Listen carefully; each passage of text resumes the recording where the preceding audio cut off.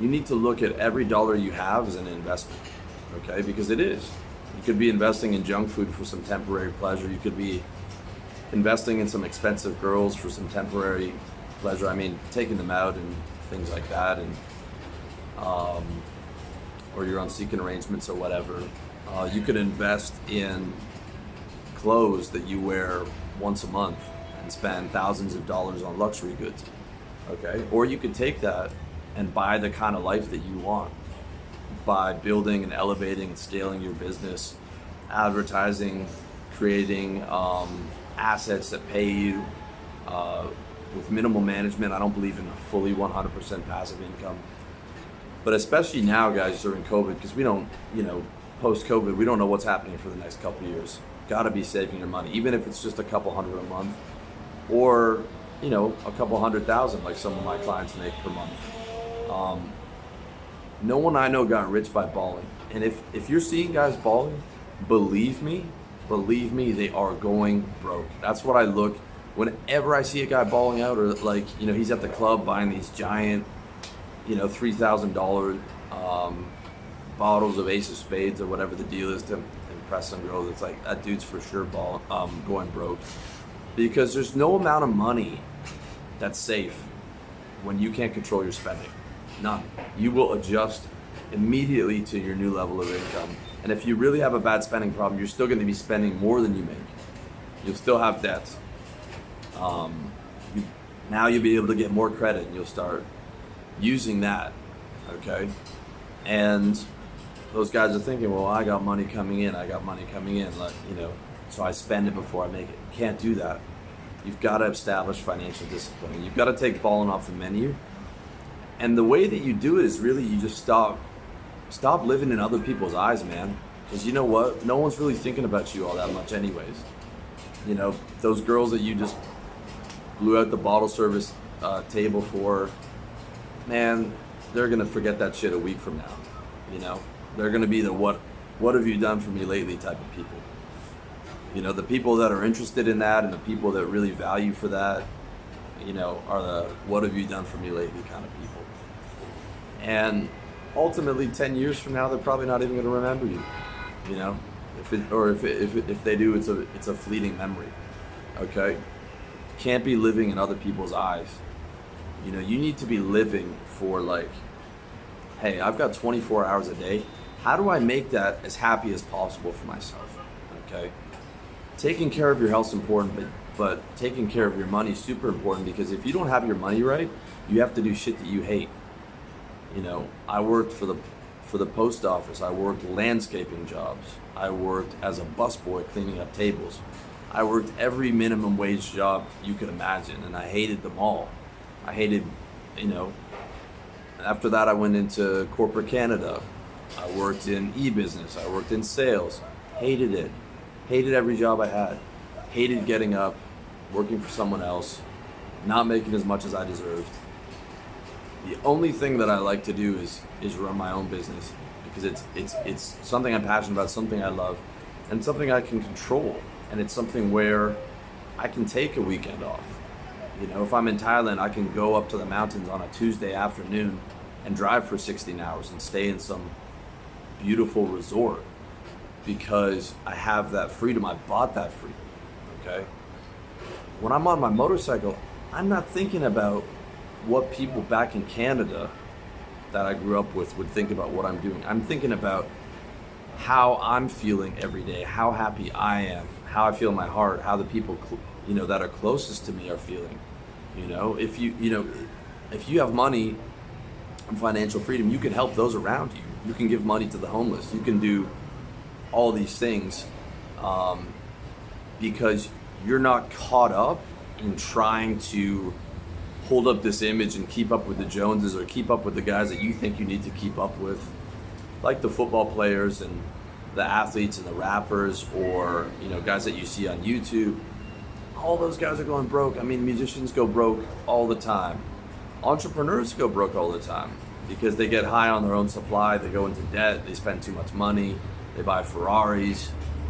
If you don't believe me, listen to Grant Cardone. He didn't have a nice watch till he was 45, or a nice car. Okay, the stuff that you see doing right now, he does that to blow up his social media. And the jet he uses to make money by traveling around and selling people on his real estate deal. Okay? So he's turned those into assets.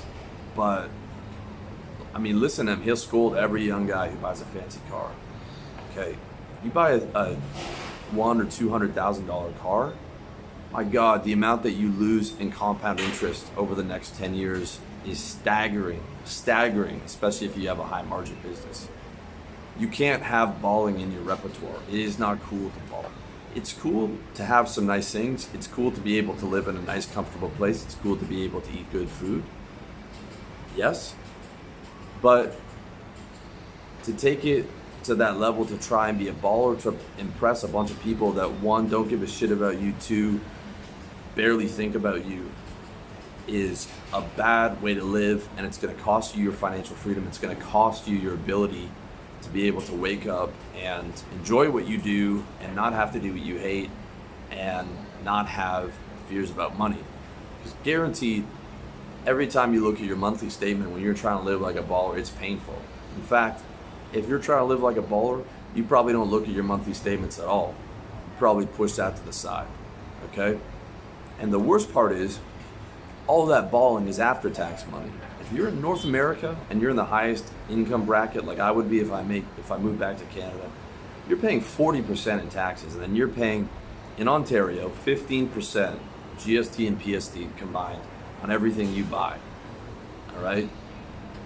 So all that balling money is paid for after they already took 40% from your ass, and they take another 15% on what you buy, okay? You're a pawn in the game, especially if you're going into debt. And you're a double pawn, if that exists. I don't know. But you're caught up, man, and you're getting played. And if you're not a player in the game of life, you're gonna get played. And becoming a player in the game of life is all about the psychology, man. You know, you need to be able to walk by a luxury goods store and say, that's just marketing, you know? That's just a bag. That's marketing. There's a guy that built the store, there's advertising behind that, the people that work there are hired to present a certain image. You got a peep game like you're a business owner and understand how that whole operation works.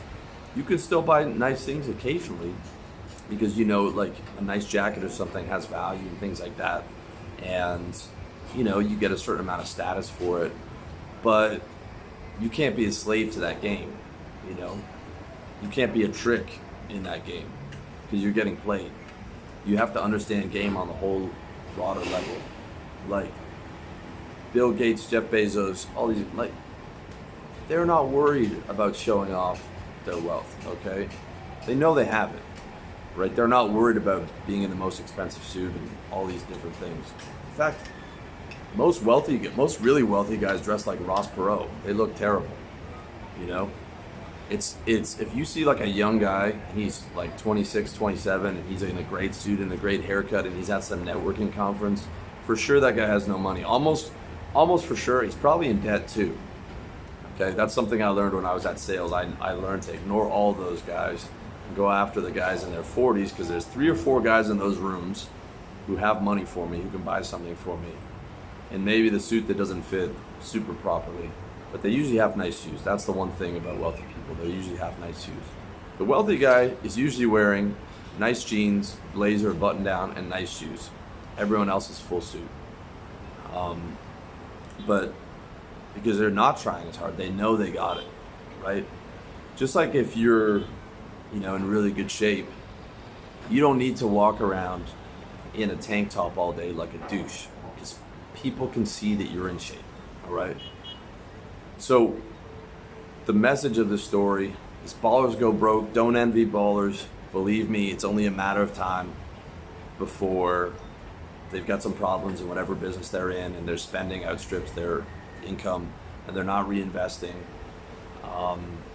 And their gains are temporary and fleeting for a bunch of people who don't care about you, okay? Your true friends are not gonna care that you're balling out, okay?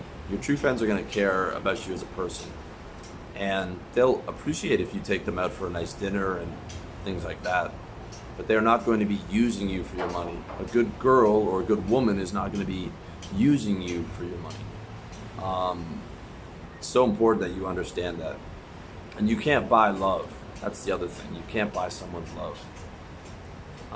Having money and being able to create great experiences, like the experience I'm having this weekend, does make you more attractive, but it in and of itself does not buy love. Okay? Super important that you guys understand that. So ballers go broke. Do not aspire to be a baller. Aspire for financial freedom. Okay? Financial freedom allows you to worry significantly less about money, to not have to do what you hate, to create a business that you love, to be able to create an ideal day that you love, where you love where you live, you're able to travel, you're able to see the world, you're able to do all these cool things. That's the goal.